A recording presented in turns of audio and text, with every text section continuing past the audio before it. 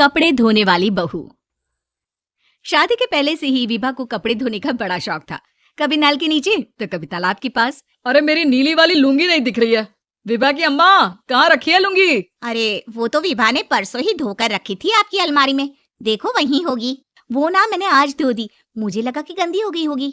अरे कैसे गंदी हो गई थी? उसे तो मैंने पहना भी नहीं। हे भगवान, इस लड़की के कपड़े धोने की आदत से परेशान हो गया हूँ मैं। जितना तो घर में राशन नहीं आता, उससे कहीं ज्यादा डिटर्जेंट पाउडर का खर्चा है।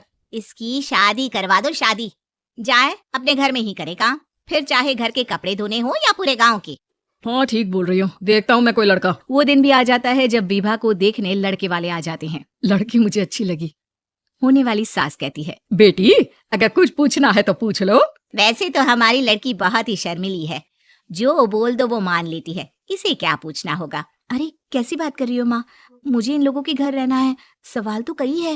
हाँ हाँ बेटा, पूछ लो ना, क्या पूछना है। आप लोगों के घर कपड़े कौन धोता है? सास का मुंह बन जाता है। देखो, अगर तुम ये कहना चाहती हो कि तुम्हें कपड़े धोने नहीं आते तो सुन लो, कपड़े मैं ही धोती हूँ, लेकिन तुम्हारे आ जाने के बाद मैं रुमाल तक नहीं धोऊंगी। अरे चुप रहना भाग्यवान, बहू बेचारी घर आई नहीं, उसे डराना शुरू कर दिया। वो क्या है ना बिटिया, अभी तक तो ये कल्लू की माँ ही धोती थी, लेकिन अब तुम्हारे पापा तो दहेज में वॉशिंग मशीन देंगे ही। तभी विभा की माँ बोल पड़ती है, सवाल भी पूछा तो क्या। वैसे भाई साहब, मशीन की तो फिर भी कपड़े धोने की कैपेसिटी होती है, मतलब जो बिटिया दे रहे हैं ना विभा, इसे कपड़े धोने का बहुत शौक है। ये आप लोगों के क्या, आस पड़ोस गांव मोहल्ले सबके कपड़े धो दे और उफ तक ना करे। बाहर देखा नहीं आपने कितने कपड़े सूख रहे हैं? सब हमारी बिटिया ने ही तो धोए हैं। बस भी करो ना माँ, शर्म आ रही है इतनी तारीफ सुनकर। और तो और एक दाग निकाल कर दिखाओ तो मान जाऊं। हाँ अच्छा अच्छा, माफ करना बेटा, मैंने गलत समझा। हमें तो रिश्ता बहुत पसंद है। और ऐसे जुड़ जाता है रिश्ता कपड़े धोने का शौक रखने वाली विभा का। उसकी शादी हो जाती है कोयला फैक्ट्री में काम करने वाले कल्लू के साथ। शादी के बाद अचानक विभा चिल्लाती हुई सास के पास आती है। सासू माँ, अरे सासू माँ कहाँ है आप? ये तो धोखा है, धोखा दिया आप लोगों ने मुझे। इसे ससुर के चक्कर के बारे में पता चल गया। अरे तो उसमें तुझे क्यों धोखा मिला है? अरे नल में पानी नहीं आता, कपड़े कैसे कब धुलेंगे? अच्छा अच्छा, तू पानी नहीं आ रहा उसकी बात कर रही है? तो आपने क्या सोचा? कुछ नहीं। अच्छा हाँ, तेरी माँ ने कहा था कि कपड़े धोने का शौक है, तुझे याद आया मुझे। शौक शौक बोलकर कपड़े धोने वाले मेरे जुनून को कम ना आके सासू माँ, कपड़ा धोना मेरा गुरूर है। तभी पति भी वहाँ आ जाता है। अभी अभी मैंने इसे सनी देओल की फिल्म दिखाई है, उसी के डायलॉग मार रही है माँ। अच्छा सुन, साफ साफ बता रही हूँ, पानी सुबह 4 से 6 और शाम को 10 से 12 आता है, समझी? विभा टाइमिंग सुनकर हैरान हो जाती है। ये क्या भूतों का मोहल्ला है? सुबह 4 बजे उठकर कौन कपड़े धोता है? 4 बजे टंकी में पानी जाता है, फिर सारा दिन धोना ना, किसने मना किया? अरे कैसे बात कर रही है? 200 लीटर की टंकी में कितने कपड़े धो लूंगी मैं? सुबह ही उठ जाऊंगी मैं। अब क्या था, विभा सुबह 4 से लेकर रात के 12 बजे तक कपड़े ही धोती रहती। एक रोज सास पड़ोस से निकलकर कहीं जा रही होती है कि साथ वाली कहती है, हाँ कल्लू की माँ, जरा ये बताओ कि 2 साड़ी है, 2 ब्लाउज और एक पेटीकोट और एक नाड़े वाला लंबा कच्छा। हाँ तो? अरे तो क्या, कितना लोगी धुलाई ये बताओ। धोबन दिख रहे हैं हम क्या? हमारे पति सरकारी नौकरी से अभी अभी रिटायर हुए हैं और बेटा सुपरवाइजर है कोयला फैक्ट्री में। धोबन समझ रखा है हमें?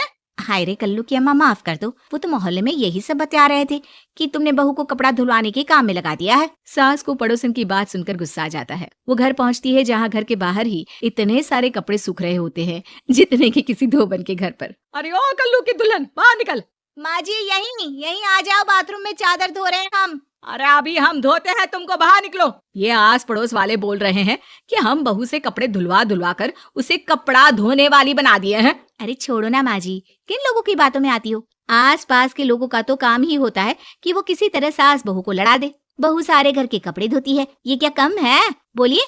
सास को भी लग जाता है कि वो बहू का ये सनकीपन नहीं छुड़वा सकती, इससे अच्छा है कि खुद ही चुप हो जाए। एक रोज सास और बहू मंदिर जाते हैं, जहाँ सास की साड़ी वहाँ खड़ी भीख मांगने वाली से मिलती है। माँ जी क्या बात है, आपकी साड़ी उस भिखारन से कितनी मिल रही है ना? हाँ हाँ देखो तो, दोनों की साड़ी मिल रही है। क्या बात है कल्लू की अम्मा, तुम खुद को तो अफसर की बीवी बताती हो और ऐसी सिंपल सी प्लेन साड़ी पहनकर घूमती हो। सिंपल और प्लेन नहीं है ये साड़ी। तो क्या सोने के धागे से फूल बने हैं? कुछ भी सासू माँ, कुछ भी। हाँ बने थे इस साड़ी में सोने के धागे से फूल। मेरे पति लेकर आए थे मद्रास से स्पेशली मेरे लिए 10,000 की। ताहे भाई साहब इस भिखारन के लिए भी सेम टू सेम साड़ी लेकर आए होंगे 10,000 की। सास उस वक्त कुछ नहीं कहती, लेकिन बहू के साथ घर आती है और अलमारी से एल्बम निकाल कर लाती है। ये साड़ी देख रही है, ये वही साड़ी है जिसे मैंने अभी पहना था। इस साड़ी में ये जो चमकदार फूल दिख रहे हैं ना, ये सोने के धागों से काढ़े गए हैं। लेकिन तू लोकल वॉशिंग मशीन ब्रश से घिस घिस कर सारे फूलों को निकाल कर साड़ी प्लेन कर दी। मुझे माफ कर दीजिए सासू माँ। और तो और, जब मैंने तुझे तेरी गलती के लिए कुछ नहीं कहा, लेकिन तूने तो सबके सामने मेरा मजाक ही बना दिया। क्यों? बहू को समझ में आ जाता है कि अब से उसका कपड़े धोना बंद।